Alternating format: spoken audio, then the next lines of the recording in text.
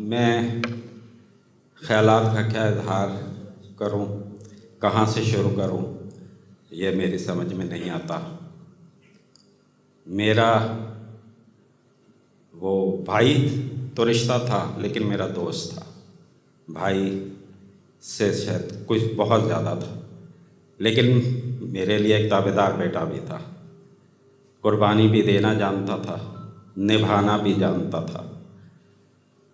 بندے کی زندگی کے صرف 3 ادوار ہوتے، ایک بچپنا، ایک جوانی، ایک بڑھاپا۔ ماشاءاللہ اسے تینوں ادوار دیکھے۔ بچپنا بہت شاندار تھا، بہت معصوم، بہت شاندار، اور بچپن میں شاید اس کی معصومیت کی بنا پہ اللہ میاں نے اس کی زبان میں ایسی تاثیر رکھی تھی کہ 5 سے 6 سال کی عمر تک تو مجھے یاد ہے کہ جو اس کی زبان سے نکل جاتا تھا وہ فوراً پورا ہوتا تھا۔ کئی ایک واقعات ہیں، بہرحال یہاں واقعات بیان کرنے کے عرصے نہیں۔ جوانی چاند ایک سال کھیل کود میں زیادہ لگے ہوں گے، لیکن میرا خیال ہے کالج لائف شروع ہوتے ہی وہ دینی کاموں سے منسلک ہو گیا۔ IAS ہو، پھر IE ہو، اور پھر اس کے بعد پنڈی میں شفٹ ہوئے تو یہاں بھی IO کے برادران کے ساتھ ہی اسی ساری ایکٹیویٹیز رہیں۔ اس کے بعد یہاں امام بارگاہ کا سلسلہ شروع ہوا تو شروع کے جو چند افراد جو قدیمی ابھی بھی بزرگ موجود ہیں، اللہ ان کی زندگیوں میں تو برکت عطا فرمائے، اور ان کے ساتھ وہ بھی شامل تھے، اور کچھ حضرات موجود ہیں، کچھ اس دار فانی سے رخصت ہو گئے، اللہ ان سب کے درجات کو بلند فرمائے۔ ان کے ساتھ ایک اچھی ٹیم ورک تھا اس کا، اور اس کا یہ آج سب کے سامنے ایک ثبوت ہے۔ یہ امام بارگاہ کے لوگوں نے ایز اے ٹیم کتنی محنت کی ہے، اور کتنے اچھے طریقے سے آج تک اور ابھی تک یہاں پہ سب کچھ ہو رہا ہے۔ تو جن نے شروع سے لے کے آج تک یہاں پہ اپنی خدمات انجام دیں، ان میں سے ایک وہ بھی تھا، اور جن نے دی ہے اور جو دے رہے ہیں انشاءاللہ اس امام بارگاہ کے ساتھ ساتھ ان کا بھی ذکر خیر ہمیشہ زندہ رہے گا۔ باقی جوانی میں پڑھائی اور اس کے بعد یہ، لیکن میرے لیے وہ زندگی میں ایک پل کی حیثیت رکھتا تھا۔ میں اپنے بزرگوں سے بچپن سے ہی بات کرتے سے بہت، خاص کر والد سے کتراتا تھا، اور یہ فری تھا، چھوٹوں سے بھی بڑوں سے بھی سب سے۔ تو مجھے اگر کچھ کہنا ہوتا تھا والد سے یا کچھ منوانا ہوتا تھا تو یہ میرا وسیلہ ہوتا تھا۔ میں اس سے کہتا تھا، یہ بے دھڑک ہو کے جا کے والد کہتے بھی تھے کہ تم بڑے، تمہیں شرم نہیں آتی، اسے چھوٹے کو آگے کر کے بھیج دیتے ہو۔ میں کہا جی میری ضرورت نہیں ہوتی۔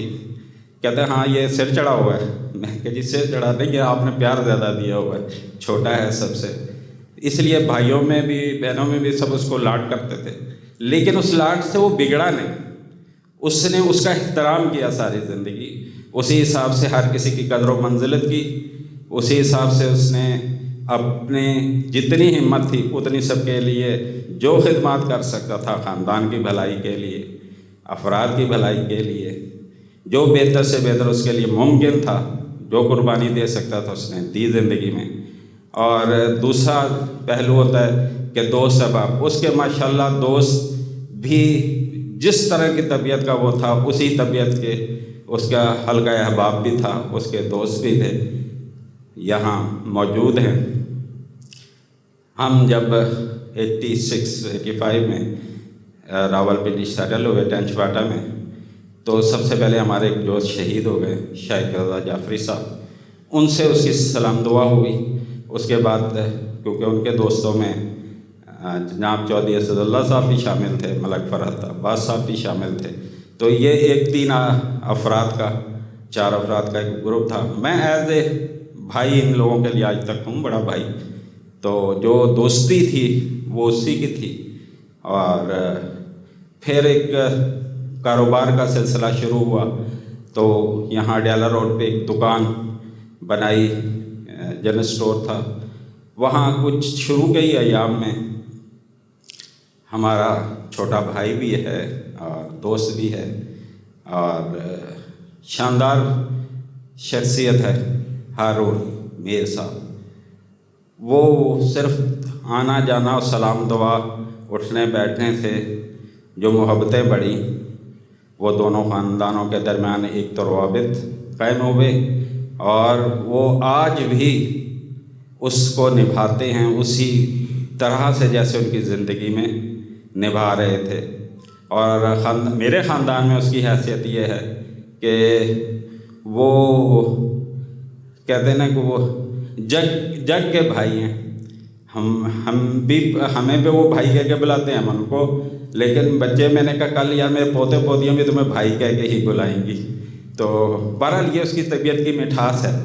اسی طرح جو ان کے جتنے اور دوست ہیں، اسد صاحب ہیں، فرد صاحب ہیں، ضیاء الحسن صاحب کے ساتھ بھی IOP بیس پہ بڑا وقت گزرا ہے ان کا، اور یہاں انجمن کے اراکین اور سوراب بھائی بھی ان کے ساتھ ورکنگ ریلیشن شپ میں رہیں، یہ بھی ان کی خصلت سے، ان کی طبیعت سے واقف ہے۔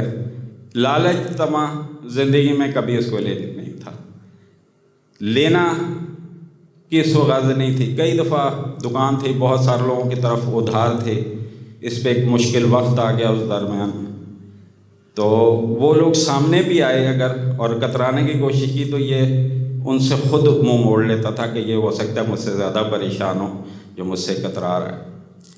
پھر اچھا دور آیا، بہت اچھا دور آیا، پھر کرائسس آئے، تو یہ زندگی کے ادوار چلتے ہیں انسان کے ساتھ، لیکن اس کو بھی اس نے جوان مردی سے ٹیکل کیا، بیٹھا، لوگوں میں رہا، جس حد تک اس سے ممکن تھا، جتنا اس کو اللہ نے ہمت دی، اس نے ان چیزوں کو اپنے سیٹل کرنے کی پوری کوشش کی۔ باقی یہ امام بارگاہ کے حوالے سے مجھ سے بہتر آپ سب جانتے ہیں کہ یہاں جس طرح بھی مجھے صرف جو میری میموری میں سب سے اچھی چیز ہے اس کی وہ ہے یہاں جو پہلا عشرہ ہوا تھا وہ اچانک ڈیسائیڈ کیا گیا، کیونکہ اس وقت یہ جگہ ہینڈ اوور ہوئی تھی، 4 دیواری بنا کے دی تھی اور گیٹ لگا کے سوسائٹی نے، تو یہ جگہ نیچی تھی، تو یہاں سے یہ اس کے پلر، یہ جو زنانہ حال ہے اس وقت کہلاتا ہے، اس کے پلرز نکلے ہوئے تھے اور اوپر ابھی چھت وغیرہ نہیں پڑے تھے، پلر بھی پورے اوپر نہیں تھے، تو انہوں نے کہا کہ راجہ رئیس صاحب نے فون کیا، یہ کشمیر میں پروجیکٹ کر رہے تھے ہارون میر صاحب کے ساتھ، کہ مجھے یہ بتاؤ عشرہ کرنا ہے کہ نہیں، ہاں یا نہ۔ اس نے کہا کہ کرنا ہے، آپ بندوبست کریں، باقی میری ذمہ داری ہے۔ تو وہاں کنوپی لگا کے سخت سردیوں کے دن تھے، نیچے انگیٹھیاں رکھتے تھے، اور جمیل شاہ جی اور یہ بزرگان جتنے ساتھی ہیں سب کی بڑی محنت تھی، اس میں بڑی لوگوں کاوشیں تھی۔ اس وقت ماشاءاللہ جمیل صاحب بھی خوب توانا انسان تھے، خوب محنت کرتے تھے، بھاگ دوڑ، سیڑھیاں اترنا چڑھنا۔